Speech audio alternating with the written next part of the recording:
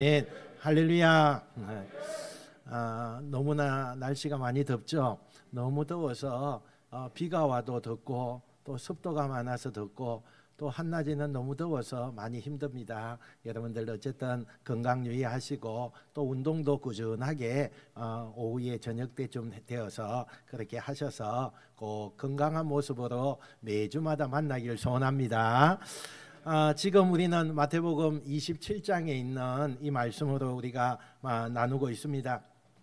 예수님께서 이제 마태복음 끝나는 이 장면에서 빌라도에게 이제 집행 종교 재판을 받고 사형 선고를 받는 것을 우리가 보게 됩니다. 이제부터 예수님은 홀로 자신이 이제는 다시는 돌아올 수 없는 그 길로 나아가는 것을 보게 됩니다. 그래서 오늘 본문은 이렇게 시작을 하죠. 26절, 27절 앞에 나와 있는 대로 우리가 한번 읽어보겠습니다. 시작. 예수는 채찍질하고 십자가에 못 박히게 넘겨주니라. 이에 총독의 군병들이 예수를 데리고 관정 안으로 들어가서 온 군대를 그에게로 모으고 아멘. 이 빌라도가 고심을 많이 합니다. 고심을 많이 한 끝에 예수님에게 십자가 사형을 선고하시고 또 이제는 사형 절차를 진행하게 되어집니다. 제일 먼저 무엇부터 하지요? 군인들이 사형수가 된 예수를 채찍으로 때리기 시작합니다. 그런데 로마 사람들이 당시에 히로드는 그 채찍은요, 우리가 그냥 생각하는 채찍과 너무나 다르다는 거죠.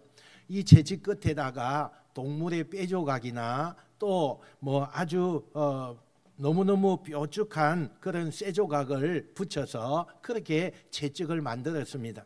그리고는 그 날카로운 흉기 같은 것들이 사람의 살점에 뭐 우통을 벗기고 그리고는 채찍질하기 때문에 사람의 살점에 그 채찍질이 가해지면 그 가해지는 적시로 살점이 드러나게 되고 또 거기에다가 또 똑같은 장소에 그 채찍을 치르면 뼈가 드러나고 뼈가 부서지는 그런 일이 일어나기도 합니다. 이 매를 몇 대를 정해놓고 때리는 것이 아닙니다.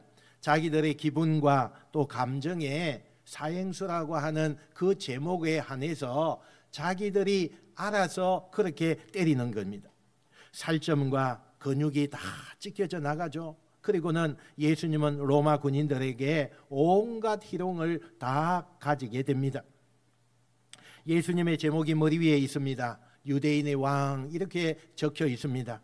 이제 이 예수님의 제목이 그 유대인의 왕이라고 적혀 있고 그 밑에 그것을 비웃듯이 이 로마 군병들이 그 예수님을 조롱하기 시작합니다. 그리고는 예수님이 유대인의 왕, 즉 대표적인 왕이라고 생각을 하고 예수님의 그 입었던 옷을 다 벗겨내고 거기에 자기 군인들이 입는 붉은 망토가 있어요. 그 당시에 그 옷을 예수님께 입혀요. 왕이라는 걸 흉내내기 위해서 예수님에게 망토를 입히고 머리에는 가시멜루관을 씌우고 그리고는 오른손에는 갈대를 쥐어줘서 그렇게 아주 희롱하고 그렇게 비난하고 하는 것을 우리가 보게 돼요. 그러면서 그 앞에 거수경례를 하면서 낄낄낄 웃습니다. 왕이시여 대답 좀 해보세요. 왕이시여 안녕하십니까? 그리고 자기가 쥐고 있는 그 칼을 예수님의 그 몸에다가 막 쥐어 박으면서 그러면서 가장 인간의 모멸을 느끼게 하는 것을 보게 됩니다. 여러분 이 장면에서 물론 예수님은 채찍을 당했다는 그 자체가 이사야 53장 5절 말씀에 보니까 그가 채찍에 맞음으로 내가 나음을 받았도다 라고 하는 이 복음적인 선언의 의미도 있지만 사람은요 절대로 남을 때리거나 남을 채찍질하거나 그런 사람이 되면 안 돼요. 저는 세상에서 제일 화가 나는 게 연약하고 가난하고 힘없는 사람에게 폭력을 가하는 거, 또 여자들에게 또 자기들이 봤을 때 너무 만만하다고 생각하는 그런 사람들에게 자기의 지위와 또 권력을 이용해서 이 자기보다 못한 사람을 때리는 사람, 이런 죄는요 그 죄 중에서 가장 큰 죄가 된다는 사실이. 절대로 그리스도인들은 누구를요 그렇게 비난하고 때리고 그렇게 하면 안 된다는 거예요. 우리 모두는 하나님의 형상대로 지음을 받았는데 어떻게 피부색이 다르다고 그렇게 사람을 때리고 자기가 가진 그 지위와 권력을 이용해서 힘없는 사람을 때립니까? 여러분, 세상에서 힘없는 사람, 괴롭힘을 당하는 사람, 그 괴롭히고 있는 그 사람을 우리는요 깡패라고 그렇게 이야기를 합니다. 가장 못난 깡패들이나 하는 짓을 가지고 사람을 때린다? 절대 하면 안 되는 것입니다. 이 폭력이라는 게 현대사회에서는 조금 다르게도 나타납니다. 우리가 SNS를 통해서 댓글이라든지 자기의 말을 강하게 해서라든지 이렇게 해서 사람을 저주하는 거, 이것도요 폭력이에요. 폭력이라고 이야기해요. 절대로 기독교인들은 누가 누구를 제압하고 때리고 폭력하는 거, 채찍질하는 거 하나님이 원하시지 않는다는 것을 꼭 기억하시는 여러분 되시길 축원합니다. 예수님은요 이제 십자가를 지고 골고다 언덕 그 사행장까지 끌려가시는데, 사실은 지금 예수님의 상태는 너무나 힘이 없는 상태예요. 너무나 지쳐있는 상태죠. 십자가를 지고 걸어갈 수 없는 상태예요. 왜냐하면 그 전날 밤새도록 채찍질 맞았어요. 밤새도록 신문을 받았어요. 온갖 조롱과 비난을 밤새도록 당했습니다. 그리고 채찍에 얼마나 많이 맞았든지 그 살점이 다 드러나고 또 뼈가 다 보이고 또 피는 피투성이가 되어서 출혈을 너무 심하게 내렸던 거예요. 그래서 이 십자가를 지고 그럴 때쯤은 예수님은 이미 의식과 무의식을 왔다 갔다 하는 그런 상황에 있었다는 거예요. 몇 발짝을 걷다가 예수님께서 쓰러져요. 그러면 다시 정신을 잃고 그렇게 있다 보니까 이 군중들이요, 군사들이 또 예수님을 때리고 다시 이렇게 세워서 걷게 합니다. 또 몇 발짝을 걷다가 다시 정신을 잃어버려요. 그럼 또 넘어져 있으면 이 군병들이 더 심하게 채찍질하고 그 예수님을 다시 일으켜서 십자가를 지게 하는 것입니다. 그런데 몇 발짝 가다가 자꾸만 시간을 끌게 되니까 이 군병들이 어차피 이 사형수는 빨리 사형돼야 우리가 집에도 빨리 돌아갈 텐데 지금 이렇게 하다가는 오늘 하루 종일 이 사형에 가담하게 되겠다, 이렇게 생각을 하게 된 거예요. 그래서 이 군병들끼리 어떻게 하면 좋을까 서로 의논을 하기 시작합니다. 그리고는 이 십자가를 대신 지고 갈 수 있는 사람을 한 사람 선택해서 그 사람에게 십자가를 지고 저 골고다 언덕에 올라가게 하자, 이렇게 결정을 하게 됩니다. 그러면서 주위를 둘러보다가 힘께나 썰겠다 하는 사람 한 사람이 눈에 들어오게 돼요. 그리고는 한 젊은 남자를 지목하지. 야, 너 이리 나와. 그리고는 이 사람을 얼떨결에 로마 군병들 앞에 서게 됩니다. 그리고는 예수님이 이 어깨에 메고 가던 그 십자가를 지게 하는 것입니다. 여러분, 이 사람이 누굽니까? 오늘날로 표현하면 아프리카 리비아에서 살고 있는 유대인 동포 구레네 시몬이라고 하는 사람입니다. 이 당시의 유대인들은요, 각 나라에 다 흩어져 살게 되었어요. 특히 아프리카로 많이 건너가 살았는데 거기에 이 구레네라고 하는 요 지역에 유대인들이 좀 많이 그곳에 정착하며 살고 있었습니다. 그런데 이 시몬이라는 사람이 거기에 살던 이 유대인이요, 이 예루살렘의 명절이 되어서 그래서 명절을 지키기 위해서 하나님의 성전에 이렇게 나오게 된 거예요. 그리고 그 명절 절기를 지키기 위해서 6월절 아침에 특별히 아침 일찍부터 산책이나 좀 할까, 또 이 도시에 오랜만에 오니까 이 도시를 좀 구경할까, 그렇게 생각을 하고 나왔다가 남대없이 예수님 대신에 십자가를 어깨에 메고 가는 신세가 되고 만 것입니다. 구레네 시몬은요, 싫다고 거절하고 싶지만 저 건장하고 무섭게 생긴 저 군인들이 무서워서 그래서 아무 말도 못하고 끌려 나옵니다. 그리고 그들의 요구대로 예수님 대신에 십자가를 어깨에 메고 어쩔 수 없이 따르는 거예요. 그때 구레네 시몬의 마음속에 생각은 온갖 짜증이 났겠죠. 입술에는 욕이 그냥 많이 나왔을 거예요. 그렇지만 재수 없게 내가 저 예수의 십자가를 왜 내가 져야 돼? 뭐 이런 정말 그 마음속에서 짜증나고 욕도 나오고 그렇게 했지만 어쩔 수 없이 그 십자가를 지고 골고다 언덕을 올라가는 거예요. 다 와서는 그 십자가를 내팽기고 나서 입으로 궁시렁궁시렁 하면서 욕을 하고 얼른 되돌아갔습니다. 여러분, 사실 이 사건을 우리가 보면서 복음서 전체를 봤을 때 정말 예수님께서 십자가를 지시는 장면은요, 중요하고도 중요해요. 그런데 이런 중요한 이 시기에 굳이 구레네 시몬의 이야기를 왜 성경에 이렇게 기록을 해 놓았을까? 뭐 이것은 뭐 별로 그렇게 중요하지 않는 일인데 왜 굳이 요 많은 사건들 중에서 다른 것도 기록하기가 너무나 다 기록할 수가 없어서 그 지면이 모자라서 생략하고 있는데 왜 구레네 시몬의 이야기를 이곳에 빼지도 않고 이곳에다가 해놨을까? 사실 우리가 성경에 보면 성경은요, 중요한 사건을 기록해서 우리에게 알려주고 있어요. 그 사건의 중심은 반드시 구속사적인 입장에서 그것을 적어나가게 돼 있는 것이 성경이었다는 거예요. 그런데 가장 중요한 핵심과 줄거리만 성경에 담겨 있는 이것이 왜 구레네 시몬의 이야기까지 넣어서 그렇게 기록을 했던 걸까? 여러분, 이것은요 정말 재수 없게 이렇게 사람에게 잘못 걸리면 고생을 한다, 뭐 이런 것을 우리에게 알려주려고 그렇게 했을까요? 이런 걸 보여주려고 복음서가 구레네 시몬의 이야기를 기록한 것이 아닙니다. 물론 뭐 조금 우리에게 교훈을 줄 수도 있어요. 그런데 더 중요한 이유가 있다는 거예요. 그게 뭐냐?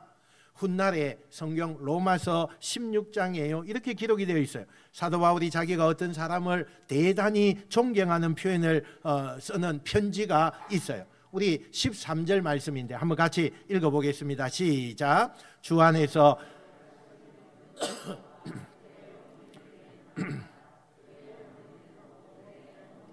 아멘.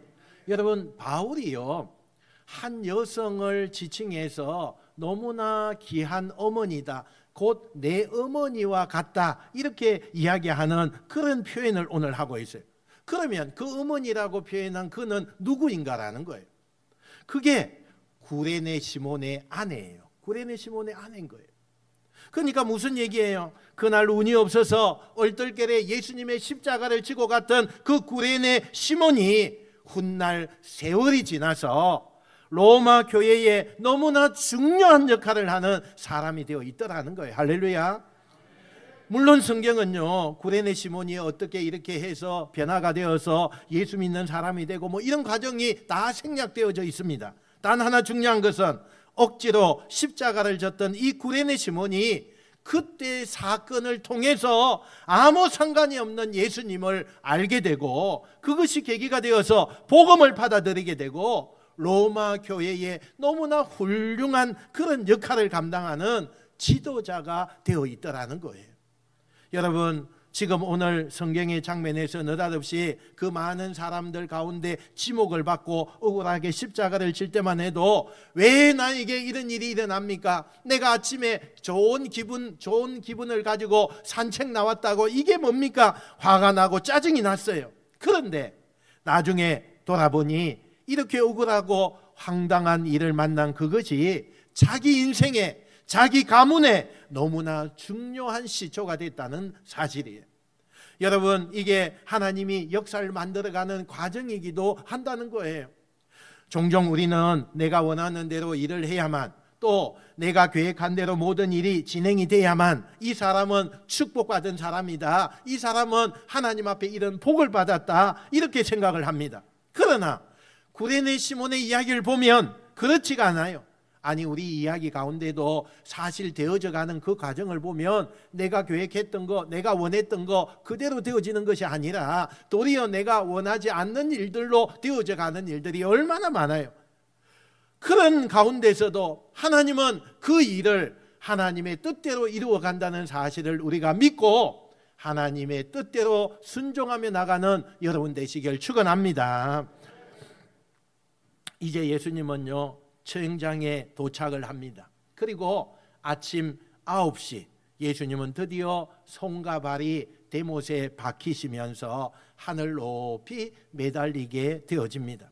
여러분 생각해 보세요. 건장한 장년이 손과 발에 대못이 박히고 그리고는 시간이 점점 흐르면 그 중력에 의해서 그 대못 박힌 곳이 점점 찢어져서 그 몸무게에 의해서 그것이요 점점 밑으로 처지게 되죠.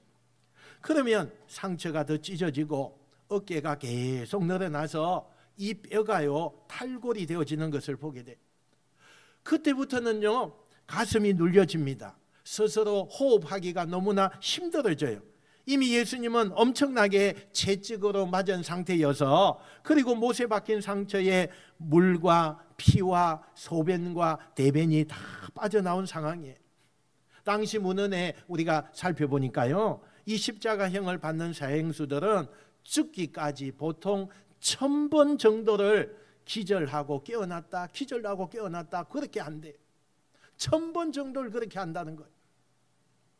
여러분 지금도 논란이 되지만 사형제도를 선택하는 나라는요 다 대개 사형을 시킬 때 한 3가지 정도로 사형을 시킨다고 그래요. 첫 번째는 밧줄을 목에 매서 마지막 사형을 시키는 그런 일이 일어나게 돼요. 두 번째는요 전기 충격을 가해서 사람을 사형시키는 일도 있어요. 세 번째는 약물을 주입해서 사형을 시킵니다. 그런데 오늘 이 십자가형의 사형은요 인간의 가장 끔찍하고 고통스러움을 주는 사형이기도 해요. 죽고 싶어도요 못 죽어요. 내 마음대로 순간적으로 죽는다 안 돼요. 가장 끔찍한 고통을 끝까지 견디고 그렇게 나가야 되는 거예요. 예수님이 그런 고통을 겪는 거예요. 육체적 고통도 고통이지만 진짜 예수님의 고통은 또 다르게 있는 거예요. 자신이 그토록 애정을 쏟았고 많은 그런 사람들로부터 그런 자신에게 배신을 하고 조롱을 하고 또 멸시를 하는 그런 말을 듣는 거예요. 십자가에 달려서 육체적으로 너무 고통스러운 그 앞에 사람들이 로마 군인들이 그리고 유대 종교자들이 또 군중들이 낄낄거리며 예수님을 향해서 막 이야기를 쏟아내기 시작해요. 너는 남들은 잘 구원하면서 왜 너는 구원하지 못하느냐? 네가 하나님의 아들이라고 그러지 않았느냐? 그러면 지금이라도 이 십자가에서 너가 걸어내려와 오너라. 그러면 우리가 너의 말을 믿겠다. 얼마나 비아냥거리고 조롱하는 이야기를 많이 했는지 몰라요. 저는 예수님이 십자가에서 숨을 거두시기 전에 마지막 가장 큰 유혹을 받는 장면이 오늘 이 장면이라고 생각을 해요. 예수님이 공생애를 시작할 때요 마귀가 제일 먼저 찾아왔다고 그랬잖아요. 그리고는 3가지 시험을 하는 것을 우리가 보게 돼요. 그게 보니까 네가 이 높은 곳에서 뛰어내리는 것을 내게 보여주면 네가 하나님의 아들이라는 것을 내가 인정하겠다. 마귀가 그렇게 이야기하잖아요. 그러면서 네가 하나님의 아들이니까 다치지도 않을 거고 그러면 내가 이 온 천하를 너에게 다 주겠다. 뭐 이렇게 사단이 유혹했잖아요. 그런데 예수님이 그걸 거절하시죠. 그런 상황에서 지금 마지막 예수님의 사역의 이 끝무렵에 또 마귀가 시험하는 그런 사람들 통해서 시험을 하죠. 십자가의 죽음이라는 마지막 순간에 똑같은 유혹을 받는 거예요. 십자가에서 내려와 봐라. 정명해 봐라. 그러면 내가 너를 인정해 주겠다. 많은 사람들이, 세상 사람들이 또 종교 지도자들이 지금 조롱하고 있는 거 아닙니까? 예수님의 엄청난 유혹이죠. 정말 멋진 연출을 해서 예수님이 그 십자가에서 하나님의 능력으로 스스로 내려올 수 없느냐? 있어요. 능히 할 수 있는 힘이 있습니다. 그러면 세상 사람들이 그것을 보고 모두가 뒤집어지겠죠. 정말 하나님의 아들이구나, 정말 하나님이구나, 그러면서 놀라운 일이 바뀌지 않겠습니까? 그러나 예수님은 그렇게 능히 하실 수 있는 분이지만 왜 그 일을 하지 않을까요? 왜 하나님의 능력을 보여주지 않을까요? 왜 그렇게 죽어가면서 가상의 치련을 남기시면서 마지막 순간까지라도 엘리 엘리 라박 사박다니, 마지막에 하나님 내 영혼을 부탁합니다 그러면서 숨을 거두시고 계시는 걸까요? 왜 예수님은 수없는 조롱과 그 비난 가운데서 참고 견디고 그렇게만 하시는 걸까요? 당시에 예수님을 조롱했던 그 조롱하는 사람들의 말을 들어보면 인간의 본성이 얼마나 악하고 얼마나 인간이 추잡한 인간인가라는 것을 우리는 금방 알 수 있어요. 그 죽어가는 예수님을 향해서, 죄 없는 예수님을 향해서 육체의 고통을 최고 당하고 있는 그 가운데에서 마음의 상처와 인격적으로 괴롭히는 그 모든 것을 보면 인간이요, 어떻게 저렇게 악할 수가 있을까, 악랄할 수가 있을까, 그걸 우리가 보고 있잖아요. 인간의 본성이라는 게 저렇게 악하고 인간의 본성이라는 게 정말 적나라한 모습이 오늘 이 사건 가운데 나타나고 있는 것입니다. 때로는요, 어떻게 사람의 탈을 쓰고 저럴 수 있을까, 우리의 주위에 사람을 보면서 그렇게 이야기할 때가 얼마나 많아요. 내가 알던 그 사람 맞나? 인간은요, 그런 악행이 무지무지하게 많이 나타나는 것을 보게 돼요. 근데 그런 악행의 그 속에서 유혹을 받는 그 예수님께서 끝까지 묵묵히 참으시잖아요. 묵묵히 한마디도 하시지 않잖아요. 왠 줄 아십니까? 예수님이 나 자신을 살리는 일은요, 그건 얼마든지 할 수 있는 거예요. 당장 지금 십자가에서 못이 박혀 있지만, 죽을 것 같지만 다시 그곳에서 못을 다 뽑아내고 다시 그곳에 걸어 나올 수 있는 능력을 가지신 분이에요. 그런데 왜 그렇게 하지 않습니까? 만약에 내가 그렇게 되는 순간에 하나님의 뜻, 인류를 사랑하고 죄 많은 사람을 구원하는 일, 그것은 절대로 할 수 없다는 것을 알았기 때문에 그랬다는 거예요. 나 살자고 하나님이 원하시는 하나님의 뜻을 가로막을 수 없기 때문에 예수님은 그저 그 조롱과 멸시를 침묵으로 받아들이는 거예요. 우리가 여기서 하나 기억해야 돼요. 모든 일의 공식입니다. 사랑이 이긴다는 거예요. 어떤 싸움을 해도, 대상이 어떤 것이어도 사랑이 이깁니다. 우리 한번 따라합시다. 사랑이 이깁니다. 사랑이 이깁니다. 여러분, 그 싸움이 어떤 싸움이든지 간에, 또 육체적인 싸움이든 영적인 싸움이든 경제적인 싸움이든 억울한 싸움이든 그 모든 싸움의 대상이 무엇이든지 간에 사랑으로 싸우면 결국은 이기는 것을 우리가 확신하시는 여러분 되시길 축원합니다. 저와 여러분의 인생 가운데요, 여러분이 지금 무엇과 싸우고 있습니까? 그게 건강과 싸우고 계시든, 그게 경제적인 어떤 것과 싸우고 계시든, 아니 여러분이 생각지 못한 다양한 폭풍을 여러분이 맞이하면서 싸우고 계시든 되신다면, 그 싸움의 대상은, 그 싸움의 방식은 사랑이라는 무기로 이겨야 할 줄로 믿습니다. 사랑은요, 우리에게 놀라운 힘을 줘요.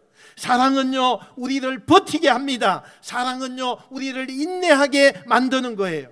사랑의 마음으로 그곳에 대처한다면 긍정적인 생각을 가질 수밖에 없는 것입니다. 사랑하는 나를 사랑하기로 결심하면요, 놀라운 힘이 일어나게 돼요. 하나님을 사랑하겠다는 이 결심을 하는 순간에 세상이 줄 수 없는 힘이 우리에게 오는 거예요. 세상이 줄 수 없는 평안이 우리에게 오는 거예요. 지금 여러분이 어떤 상황을 지나고 있든지 마냥 즐거워할 수 없는 시절을 지내고 있을 수 있습니다. 어떤 분들은 건강의 문제, 어떤 성도는 가정의 문제, 어떤 성도는 사업장의 문제, 아니 이루 말할 수 없는, 표현할 수 없는 그 어려움에 처해 있는 그런 우리의 성도들이 많이 있어요. 저마다 너무나 많은 어려움 때문에 고심하고 너무나 많은 고통이 오는 것을 보게 돼요. 그러나 우리가 그 어려운 폭풍을 넘어서기 위해서는 사랑으로 나가야 돼. 미워하거나 또 많은 군중들처럼 그곳에 비난하고 그곳에 욕하고 그곳에 뭐 어떤 나쁜 것이 아니라 뭐 어떤 권력을 이용해서 어떤 또 여러분이 힘을 가지고 있는 그 힘을 가지고 그렇게 제압하는 것이 아니라 사랑으로 나갈 때 반드시 하나님이 그곳에 승리를 주실 줄로 믿습니다. 화나면 여러분 참지 마시고 분노하십시오. 그러나 그 후에 분노 뒤에 반드시 하나님 앞에 물어보시고 하나님의 뜻을 깨닫게 되시기를 바랍니다. 힘들면 참지 말고 펑펑 우세요. 한탄도 하세요. 넋두리도 하세요. 그러나 그 후에 하나님이 주신 말씀처럼 그래도 사랑해야지, 내가 사랑해야지 라고 결단하셔서 그 사랑이 주는 힘으로 새로운 힘을 얻는 역사가 여러분에게 나타나시기를 축원합니다. 폭풍이요 언젠가는 순풍이 됩니다. 아무리 그 센 폭풍이 우리에게 온다 할지라도 그 사랑으로 견디다 보면 나중에는 순풍이 되고 나에게 이로움이 되고 나에게 하나님의 은혜가 임하게 되고 나에게 하나님의 축복이 임하는 것을 보게 되어집니다. 저와 여러분이 이 놀라운 일을 간증할 수 있는 아름다운 주인공들이 다 되시기를 주님의 이름으로 축원드립니다. 기도하겠습니다. 하나님 아버지, 은혜와 사랑